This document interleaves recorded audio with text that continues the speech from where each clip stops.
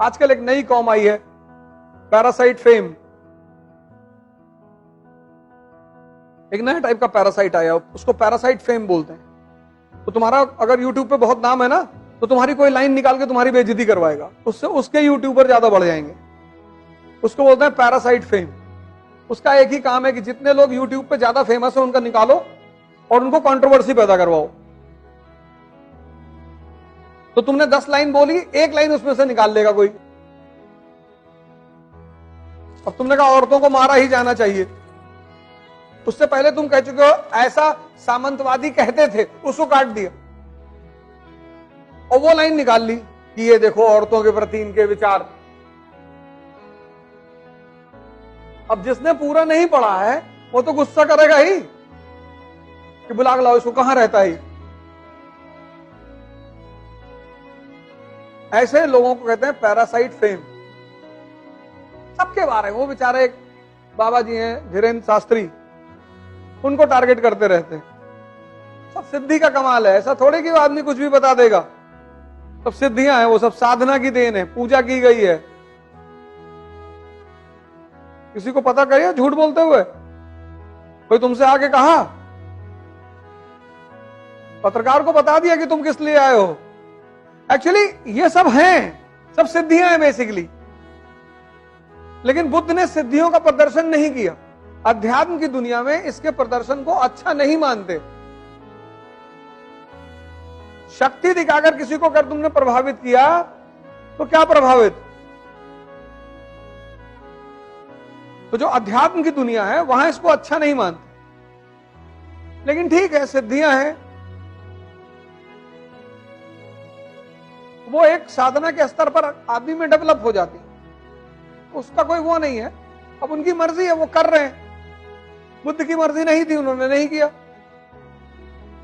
तुलसीदास ने नहीं किया, कबीर ने, इनके पास भी थी पर इन्होंने नहीं प्रदर्शित किया। इन्होंने कहा भैया हमको नहीं दिखाना है अपनी ताकत, तुम मानो या ना मानो। जैसे शैतान ने ईसा मसीह से आके कहा कि तुम भगवान के बेटे हो, उन्होंने कहा हाँ। कहा तो इस पहाड़ से कूद के दिखाओ, अगर तुम भगवान के बेटे हो तो नीचे भगवान खड़ा होकर तुमको बचा लेगा। तो उन्होंने कहा जाहिल, मैं अपने पिता की परीक्षा ही क्यों लूं, जब मुझे पता है कि ऊपर से कूद के आदमी मर जाता है तो मैं क्यों कूदूं।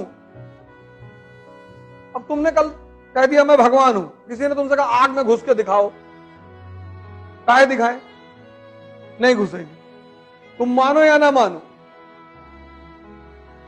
तो बहुत सारे जो जागृत लोग होते हैं वो अपनी सिद्धियों का प्रदर्शन नहीं करते। कुछ लोग कर देते हैं, बड़ा सम्मान मिलता है।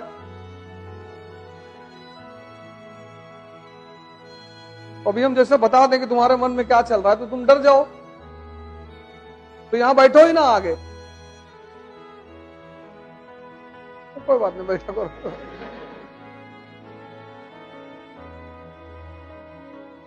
एक बार बीरबल जो है, जब अकबर की दरबार में गए पहली बार, तो ये आम आदमी थे बीरबल। अकबर ने कहा इनको दरबारी बनाना है, तो जो दरबार के सामान थे उन्होंने कहा नहीं, आम आदमी को यहां क्यों बिठाओगे। पर अकबर को पता था कि आदमी बहुत तेज है, होशियार है। अकबर ने कहा मुल्ला से कोई रास्ता निकालो यार, इसको बुलाओ यहां। तो मुल्ला ने कहा हम सवाल पूछेंगे इनसे, अगर ये जवाब दे देंगे तो बैठा लेंगे। तो अकबर ने बीरबल से कहा कि तैयार हो, उसने कहा मालिक तैयार है। तो मुल्ला दो प्याजे ने पूछा कि बीरबल ये बताओ मेरे मन में क्या चल रहा है। बीरबल ने कहा सरकार हमको मालूम है आपके मन में क्या चल रहा है। आपके मन में चल रहा है कि अकबर अमर हो जाए, अकबर का साम्राज्य पूरी दुनिया में फैल जाए, दुनिया की सारी खूबसूरत औरतों से अकबर का विवाह हो जाए। अकबर ने पलट कर देखा मुल्ला की तरफ, हाँ क्या बोले, हुजूर यही सोच रहा था।